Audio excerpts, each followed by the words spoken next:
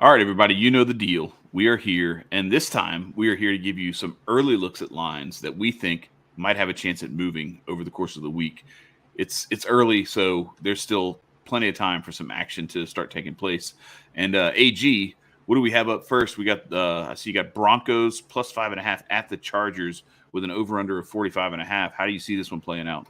I'm gonna go in and take the Chargers now at -5.5. I mean, to put it simply, this is a team that cannot score the ball versus a team that pretty much has no problem scoring the ball. So, I mean, you look at the Broncos; they're last in red zone efficiency. I'm pretty sure it's got to be like the worst I've seen in forever. They get 21% of their red zone finishes in touchdowns. I mean, it's terrible. And the Chargers, they have no problem. They're top 10 in scoring right now. I feel like this line is going to move a little bit right now. There's 59% on the Chargers at -5.5. So, I'm going to take this now while I can for the Chargers before it moves a little less in our favor, because I think them covering 6 on this team, this Broncos team, I think it'll be fairly easy for them, in my opinion. Now they're talking about Russ has a hurt shoulder as well, so you got to factor that in. And I mean, that's going to move it too. Yeah. Even if it wasn't hurt, like, it doesn't look good. Even if he's 100%, they can come out and say he's 100%. All right, well, it looks like shit on the field. So, I mean, we saw what happened last Thursday. We got an even uglier Thursday night matchup, which we'll talk about later in the week. But I mean, I can't believe it got uglier than that. It's looking like it will be later. Yeah. But I'm going to take the Chargers now before this moves up a little bit. I feel like it could creep up until like over a touchdown, maybe potentially, especially if they keep milking that Russ being hurt. Not milking it, but in the media keep talking about it. This line could very well move. So I'm going to get on it now.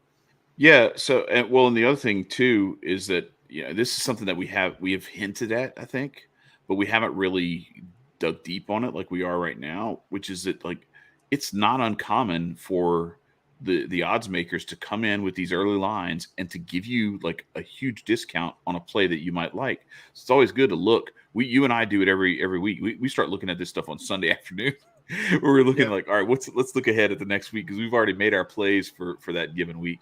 And so it certainly is worth a look, because this is one of those ones, and we have a couple more that we think have an opportunity to move, because not only do you have some injury considerations like with Russell Wilson, but you also have that money issue where, like, when you're at 60% on the favorite, that line can only move in the direction of the favorite. So that line's going to keep going up so that they can try to balance those bets out.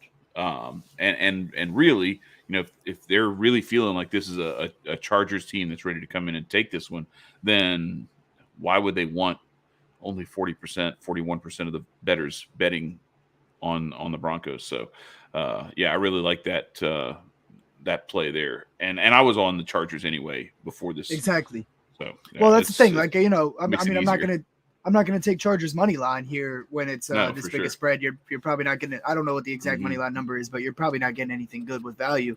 With a -5.5 spread. So if you're gonna be looking at the Chargers spread, get that now. Don't wait till Sunday. Sunday, like we said, it could be up a little bit. But I just think there's no way the Broncos win this game. And when they can only score field goals, how do they keep it close with Justin Herbert, who, despite injuries, the Chargers still look pretty good. So I like. And McManus doesn't get to kick at altitude either. Like, he's got to go to San Diego and kick this on the coast with maybe some wind and who knows what else. It's even with that considered, Los Angeles. Like, do they even get him opportunities? Like, that's what it really comes down to. I mean, they're 30th in the league in third down percentage right now. Right. They convert at a 30% rate. I mean, it just doesn't look good. Atrocious. Even when they do move the ball, they can't get it into the end zone. But most of the time, they can't move the ball.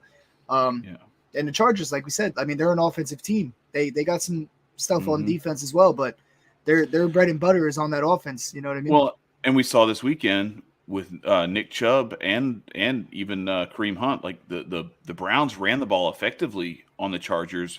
Yep. But without Javonte Williams, like, the Broncos that just don't have Melvin Gordon is not the lightning bolt that he was when he first came into the league. He's got a fumbling problem, and he fumbles too much, right? Yeah. So even if he gets the ball, you're risking turning the ball over, and an opportunistic Chargers defense there as well. So I like this pick. All right, and then we'll get away from primetime games. We got another one coming up after this game, but we got the Jets +7 at the Packers. Over under set at 46.5. Chad, you like this one here. You like the Packers by 7. Go ahead, give your thoughts. Yeah, I mean, I think so. It's funny, we talked about this last week with a similar setup, I think, to that Saints Seahawks game, where you have a team coming back from London, coming back from a defeat that in their opinion, shouldn't have happened. It was a pretty crushing defeat.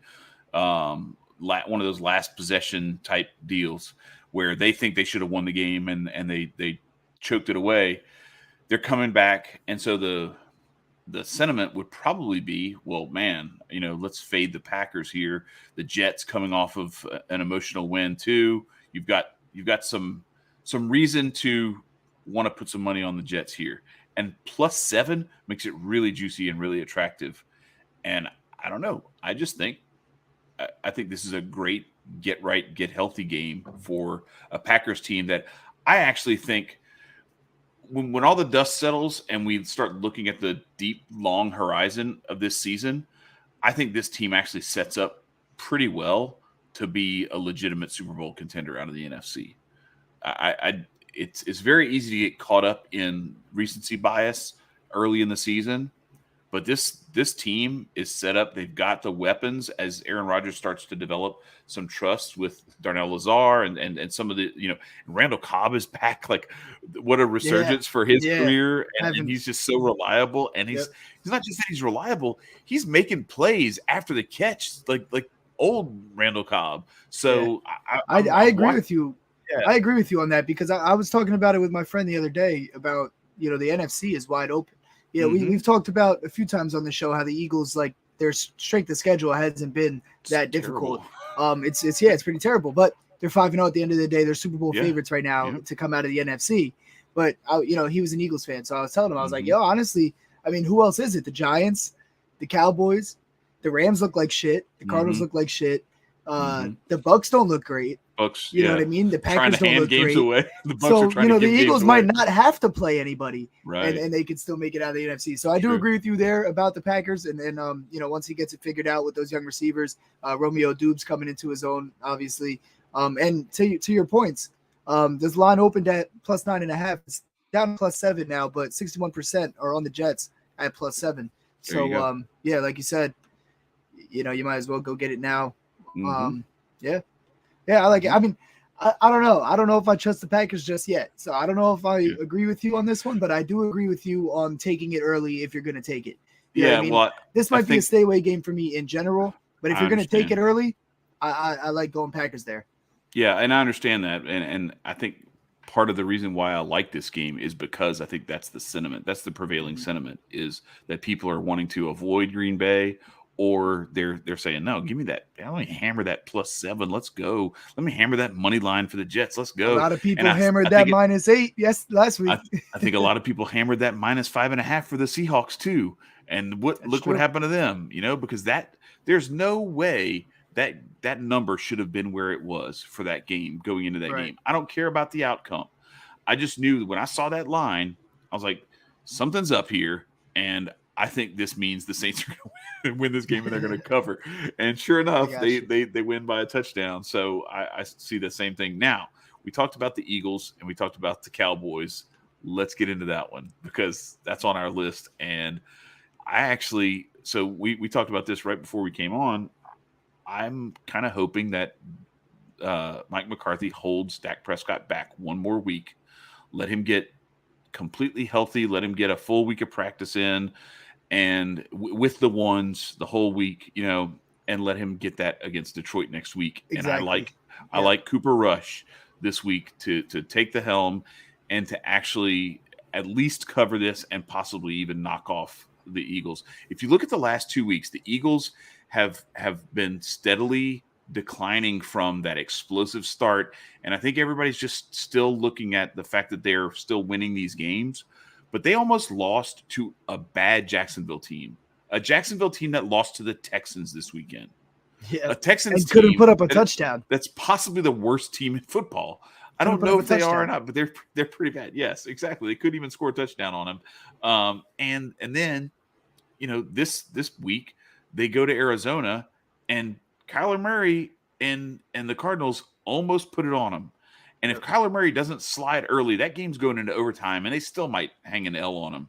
So I'm tempering my enthusiasm with the Eagles. I know they're playing in Philadelphia. I know it's a primetime game. It's a big deal, and that's going to be a lit atmosphere. But I could totally see this Cowboys team rising to the occasion. If we talked about this before, the teams that are going to be able to handle the Philadelphia Eagles and Jalen Hurts are teams built like the Cowboys up front. And with now the only thing is, depending on injuries or anything like that, I've got to wait and see how the linebacker and D line health is for the Cowboys. But if everybody's healthy, I think this is a really good, especially Micah Parsons. Like if he's 100%, we're Katie bar the door. It's going to be hell for Jalen Hurts in the backfield. Not saying that he can't get it done still. I kind of may even lean, Eagles to win this game, but I'm definitely going to try to hit that Cowboys plus 4.5. I definitely agree with you on keeping Cooper Rush in. Big Cooper Rush guy here. But it just makes sense. You don't rush him in, even if it's not rush, even if it doesn't feel rush. If he feels 100% and you think he's good to go, man, don't mess up this momentum against the puns right all over the board. I didn't even do it on purpose. You used rush like 8 times for Cooper Rush. That was brilliant. I love it. Went right over my head too, as I was saying. Did it really? Yep. Yeah, it doesn't make sense to mess up the momentum right now that Cooper Rush has and rush stack in. That time was on purpose. Against the Eagles defense, when you have the Lions, the abysmal Lions defense waiting for next week, you let Cooper Rush play, see if he keeps that momentum going, win or loss. You trust your guy. He's been getting it done for you. Let that get a full practice week with the ones like you said. I agree there. And Rush has that momentum. He has that chemistry that he's developed, and the last thing you want is to have a couple of critical third downs be just like some very near misses, incompletions, because Dak's not, fully there yet. He's a little rusty. You don't want that. Like, just keep it going with Cooper Rush. Now, the only thing I'll say is one negative that could happen is that if Cooper Rush is kind of seeing this as like it's not his job anymore next week, he could press a little bit and it could be, less of a free Cooper Rush like he has been, where he's not necessarily looking over his shoulder. Yeah. But I don't know. I think he's kind of a veteran too at the same time. and he's seen this as an inevitability anyway the whole time he's been in. So it's not like, he hasn't kind of had those thoughts like, I know I'm just a steward of this throne right now. So let me just every game is an audition for him for a new team to potentially take him in, like maybe the Carolina Panthers, teams like that really, really need a quarterback. I mean, you put this guy Cooper, well, now especially, but you put Cooper Rush on a team like the Panthers. They're not horrible. He's a good game manager. He's playing well. Or the Lions. Jared Goff's playing well this year, though. In general, I know. They fell off a little last week, but like we said on the show on Sunday, they got some injuries that we were a little worried about their offense this week. We kind of had a feeling about that. And then Jamal Williams just got benched in the second half. Didn't even get a carry. He got a couple carries, but come on. I don't want to talk about that or Leonard Fournette or Najee Harris. All those guys. Najee Harris had 11 carries in the first half, and he didn't log a carry for the rest of the game. Bad beats. And then we were one away on Fournette, and there was a 3rd and 8 as they're killing the clock, and they don't give it to Fournette. I mean, it's all good. Whatever. Let's not dwell on that. But 74% of the bets are on the Cowboys at +5. So, but I mean, take it now. We're doing it anyway. Who cares? Take it now, though. You know what I mean? That's a theme. That's the theme of the show right now. Exactly. Yeah. So, it makes sense. It adds up for what we're doing here. They'll start tightening that number up early. Exactly. Yeah, so that number will start tightening up so that more of those bets will go on the Eagles for sure. And one little sneak peek. I mean, I love the over here, over 42.5. I think they set it a little low. I know that the Cowboys offense doesn't score that well, but they put up 20 points in the last 3 games. Their average is kind of dwindled down a little bit because of week 1 against the Bucs where they put up 3. They've been putting up points. So and the Eagles obviously they're like top 5 in scoring right now. So I Yeah, know well, that Cowboys and defense is really good, and I know Chad just pointed out some matchups there, but I like this mhm. over here. I And like the over Eagles gave 42 and a up half in this game. Eagles gave up 3 touchdowns to Jacksonville early, Yep. and then they locked it down after that. But then they gave up 17 points to Arizona, and Arizona was driving, and the only thing that forced them to kick that long field goal was they were driving, and it was 3rd and 1, and they couldn't spike the ball. Like it Yeah, was one of right, those, right. He didn't you know, like, he didn't get to the finish line there, the first down line yeah, before he slid. So if he slides and is past the first down marker, they're they spiking the ball. spike. They're taking a couple of shots at Yep. the end zone. They may win that thing with a touchdown, but instead he slides. They go and they spike it, Or they could have thinking got that it's first closer. You know down. what I Yeah, mean? that's what I'm saying. They're thinking it's first down. He spikes it, and then next thing you know, it's like, oh no, now it's 4th and 1. You got to kick this, and you get no more plays. Yeah. So yeah, it was a rough way to, but they still, So I'm with you on that. I think it could very easily be one of those. I think I've got it in like the 27, 24, 24, 21 range. So both of those numbers clear this 42 and a Exactly. half. Yep. And I think that's a number that could jump up a little bit throughout the week Mhm. as well. I mean, I see the potential. It's pretty even right now, but Yep. just in general, I could see that cruising on Mhm. up. It opened at 45 and a half. So, Yep. I could And we'll definitely come see it back coming later. back up there. Yeah, and we'll come Yeah. back later this week with some prop bets and some other stuff on some of these other games as well. So looking forward to it. 100%. Yeah. Go hit that subscribe button if you're new here, buddy. Peace.